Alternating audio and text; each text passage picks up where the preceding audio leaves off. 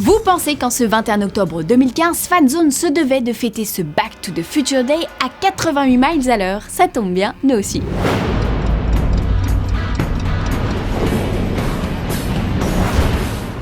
Nous sommes au mois d'octobre, le mercredi 21 de l'an 2015.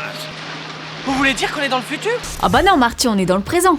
On est en 2015? Eh oui, nous y sommes déjà. Souvenez-vous, dans Retour vers le futur 2, Doc et Marty programment la DeLorean pour le 21 octobre 2015. 30 ans que les fans attendent ce Back to the Future Day avec l'impatience d'un enfant le matin de Noël. Mais est-ce que Robert Zemeckis avait vu juste? Force est de constater que, pas vraiment, les prophéties du réalisateur et de son scénariste Bob Gale ne se sont pas toutes réalisées. Alors il y a bien des vols de voitures, mais on espérait plutôt des voitures volantes. Et toujours pas de pub holographique 3D qui jaillissent sur nous en pleine rue, quoi qu'on en a bien assez comme ça. En revanche, certaines de ces inventions sont en passe de voir le jour. Got 3D movies. We got fingerprint technology? Those self-tying sneakers. I'm waiting for those. Mais elles existent, Marty. Elles existent et Nike s'apprête même à les commercialiser. Ne manque que la combinaison auto-ajustante et auto-séchante, ainsi que le mythique hoverboard. Mais là encore, figurez-vous que Lexus s'est lancé dans la fabrication de ce skateboard du futur. Alors l'objet demande une petite prise en main, mais avec un peu de pratique, on peut faire des trucs de dingo, comme léviter par exemple. Qui ça? Quoi? Éviter qui? Non, léviter, du verbe léviter. Lévitation quoi. Bon, je disais donc qu'on peut léviter avec cette planche seulement au-dessus d'une piste magnétique, avec des matériaux supraconducteurs refroidis à moins 195 degrés. Bref, on y est presque, mais faut pas être trop frileux.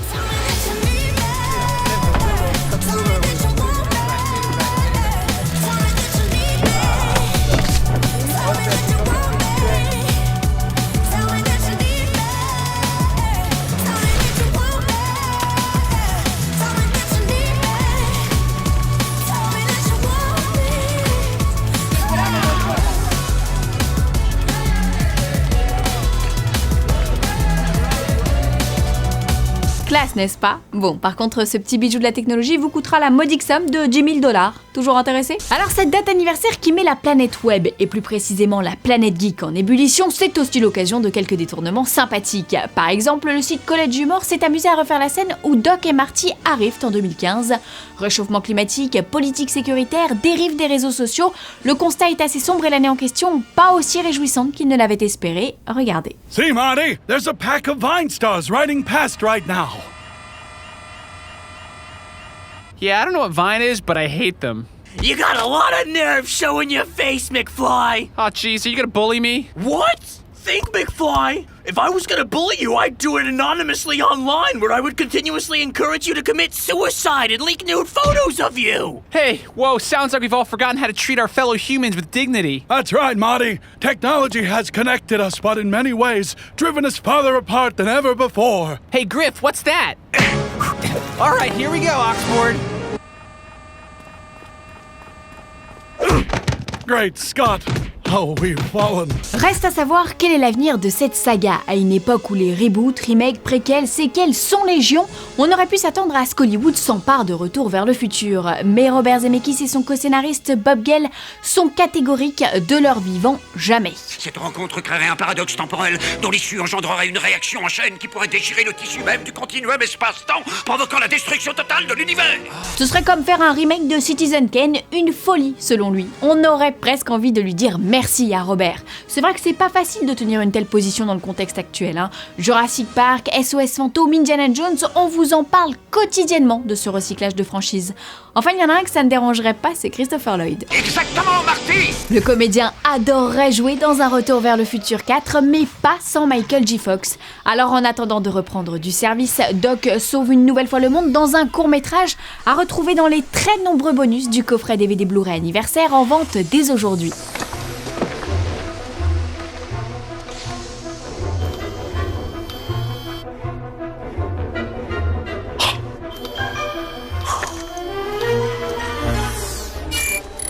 Sorry, Horo, visual, trashy.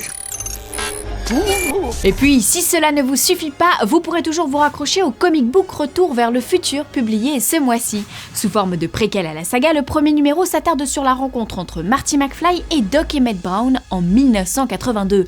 À l'écriture, Bob Gale, le scénariste des films, qui a déclaré que cette série de comics devrait répondre aux nombreuses questions que se posent les fans. D'ici là, rendez-vous sur notre site. Fort accord, aviez-vous remarqué, des articles, des anecdotes, des dossiers, le Back to the Future Day, c'est en ce moment même sur Allociné.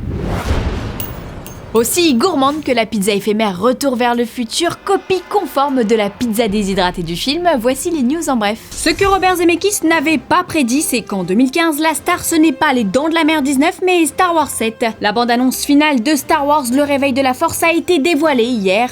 Une bande-annonce qui a évidemment agité la toile, à commencer par 2 des comédiens principaux complètement survoltés au moment où ils ont découvert ces images. Mais regardez plutôt.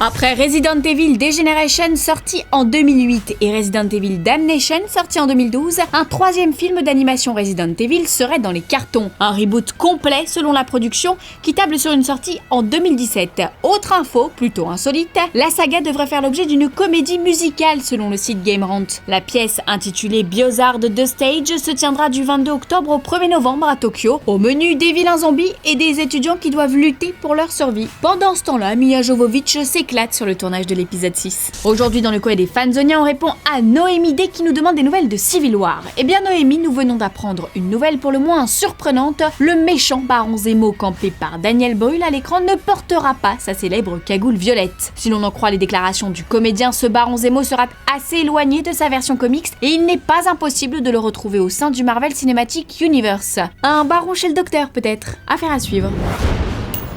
Fanzone, c'est fini pour aujourd'hui, mais vous pouvez nous retrouver sur YouTube en vous abonnant à la chaîne Fanzone et à la chaîne Allociné.